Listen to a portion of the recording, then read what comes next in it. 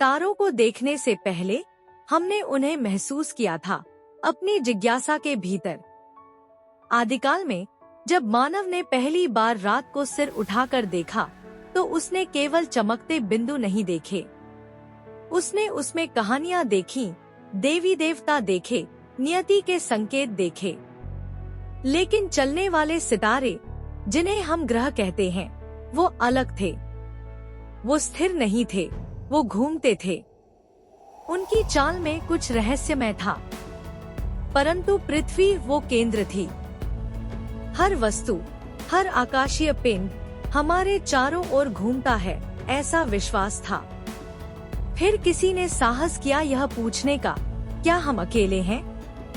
और यहीं से शुरू हुआ सच्चा वैज्ञानिक विद्रोह। 1992 में विज्ञान ने ब्रह्मांड से एक फुसफुसाहट सुनी जो अब तक की सबसे रहस्यमयी बात थी। एक मृत तारे, एक पल्सर के चारों ओर 2 ग्रहों के होने के संकेत मिले। ये न तो धरती जैसे थे, न जीवन योग्य। वो विस्फोटित ऊर्जा और विकिरण से भरे नरक थे। लेकिन इनका अस्तित्व, यही सबसे बड़ी खोज थी। हमने पहली बार ब्रह्मांड के उस नियम को तोड़ दिया था जो कहता था कि पृथ्वी अकेली है। अब हम जान चुके थे, आसमान में और भी दुनिया है। असली खोज अब शुरू हुई थी।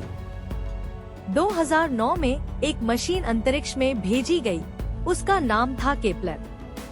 इसका काम था देखना, लगातार देखना। 4 वर्षों तक इसने एक ही दिशा में 1,50,000 तारों पर अपनी निगाहें गड़ा दी।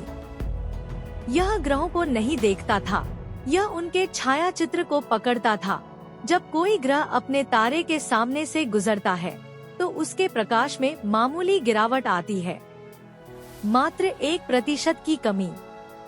लेकिन केपलर उसे पहचान सकता था। और तब हमें ज्ञात हुआ, हजारों ग्रह हमारी नजरों से छिपे हुए हैं। हर तारा, हर दिशा में संभावनाओं से भरा हुआ था। और हम अब सुनना सीख चुके थे। हम सोचते थे कि ग्रह 3 प्रकार के होते हैं, पृथ्वी जैसे, गैस से भरे हुए और बंजर चट्टानें। लेकिन ब्रह्मांड ने हमारी सोच का उपहास उड़ाया।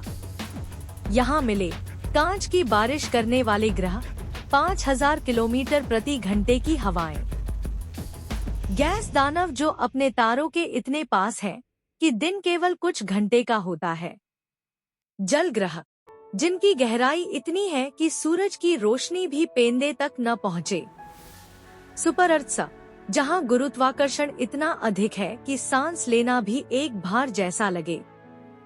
फिर वे हैं जो अकेले भटकते हैं, अनाथ, अंधकार में डूबे हुए। हर खोज हमारी कल्पना की सीमा को तोड़ती चली गई। हर तारा एक आग का गोला है, बहुत पास जाओ तो सब कुछ जल जाता है, बहुत दूर रहो तो सब कुछ जम जाता है।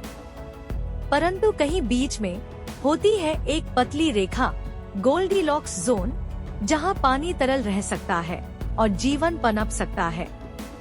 यह क्षेत्र ब्रह्मांड में दुर्लभ है, लेकिन असंभव नहीं।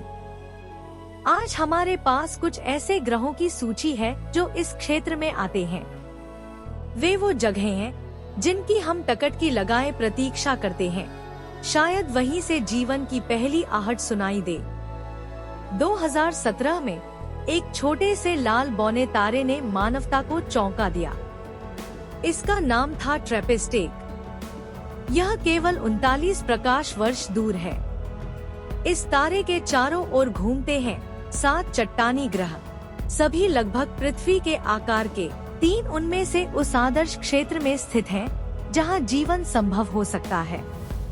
ये सभी ग्रह एक दूसरे के गुरुत्व से प्रभावित हैं, जिससे उनके भीतर ऊर्जा बनी रहती है। शायद वहाँ समुद्र हो, शायद वातावरण हो, शायद कुछ और भी। ट्रैपिस्ट-1 हमें यह बताता है कि पृथ्वी कोई संयोग नहीं है, शायद यह एक पैटर्न है। जेम्स वेब टेलीस्कोप केवल एक यंत्र नहीं है, यह समय की एक खिड़की है। यह न केवल ब्रह्मांड के प्रारंभिक प्रकाश को देखता है, बल्कि वह उन दूरस्थ ग्रहों के वातावरण को भी पढ़ता है। यह कार्बन डाइऑक्साइड, जलवाष्प, बादलों और तापमान को नाप सकता है। अभी तक यह एक गर्म ग्रह पर बादलों को पहचान चुका है।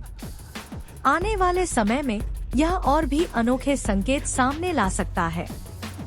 शायद जल्द ही यह किसी ऐसे ग्रह पर जीवन के बने संकेत को पढ़ ले जो हमें चौंका देगा। अब हम ग्रहों को केवल खोज नहीं रहे, अब हम उनके सांस को पढ़ रहे हैं। जब कोई ग्रह अपने तारे के सामने से गुजरता है तो उसके वातावरण से होकर प्रकाश निकलता है। उस प्रकाश में रासायनिक संकेत छिपे होते हैं। हाइड्रोजन, ऑक्सीजन, मीथेन और शायद ओजोन। ये तत्व सिर्फ गैस नहीं होते, ये संकेत हो सकते हैं किसी जीवन के अस्तित्व के। यह विज्ञान नहीं, यह एक ब्रह्मांडीय फोरेंसिक जांच है। हम अब उन ग्रहों का मौसम भी पढ़ सकते हैं जिन पर शायद हम कभी पैर न रख पाएं। हम खोजते जा रहे हैं लगातार, लेकिन अब तक खामोशी है। कोई संकेत नहीं, कोई रेडियो तरंगे नहीं, कोई अंतरिक्षीय रोशनी नहीं, सिर्फ ग्रह, हजारों लाखों की संख्या में। तो सवाल उठता है, अगर जीवन है तो वो कहाँ है? शायद हम बहुत पहले आ गए, शायद वो छुपे हुए हैं, या शायद जीवन उतना सामान्य नहीं जितना हमने समझा था।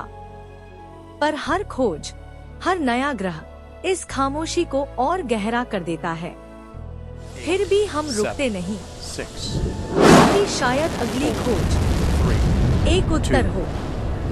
हम ग्रहों की खोज केवल ज्ञान के लिए नहीं करते, हम यह इसलिए करते हैं क्योंकि हमें करना पड़ेगा। धरती अद्वितीय है लेकिन अजय नहीं। तारे मरते हैं, ग्रह बदलते हैं, समय किसी का नहीं होता।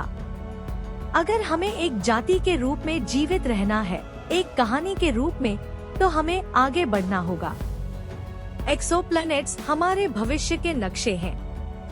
वो संभावनाएं हैं जो हमें बुला रही हैं। और एक दिन हम वहां पहुंचेंगे, किसी अनजाने आसमान के नीचे, किसी दूर ग्रह की धरती पर खड़े होकर हम पीछे मुड़कर देखेंगे और कहेंगे, हमने यह धरती से शुरू किया था और अब हम ब्रह्मांड के नागरिक हैं।